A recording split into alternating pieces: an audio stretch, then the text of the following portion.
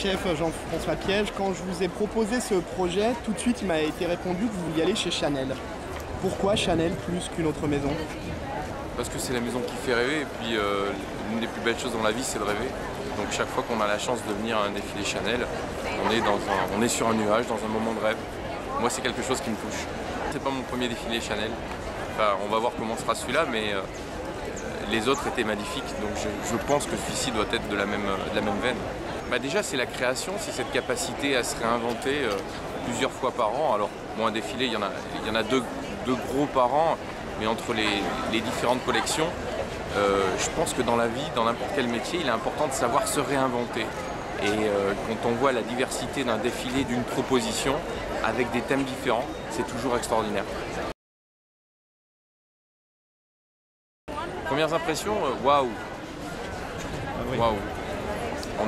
J'étais comme un poisson dans l'eau en fait, parce que un décor sublime, une ambiance extraordinaire, c'était juste, c'était précis, rien n'est au hasard.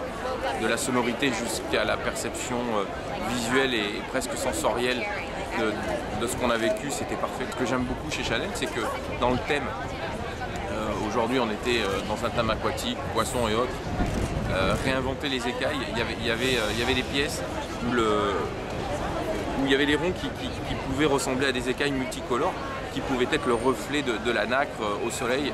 Et c'est un détail peut-être, mais ça c'est touchant parce que si on n'a pas compris que la volonté d'aller jusqu'au bout, cette capacité de se réinventer était présente à toutes les pièces, on n'a pas compris ce qu'il fait. Et il y avait un coquillage à la main en forme de sac. Il y a un sac qui m'a fait rire, c'était un paquet cadeau ou gâteau, je sais pas, il y avait un sac qui se portait comme un... C'était assez marrant, c'était assez mignon.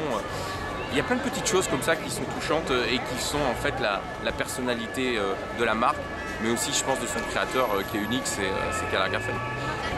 Pour moi l'inspiration c'est quelque chose d'assez particulier, c'est un amalgame de beaucoup de choses et je pense que c'est du savoir, c'est engloutir, c'est absorber ce savoir, c'est le digérer à un moment donné, si ça sort, mais je pense qu'il ne faut pas faire de philosophie de bas étage pour dire que l'aspiration on vient la chercher un défilé.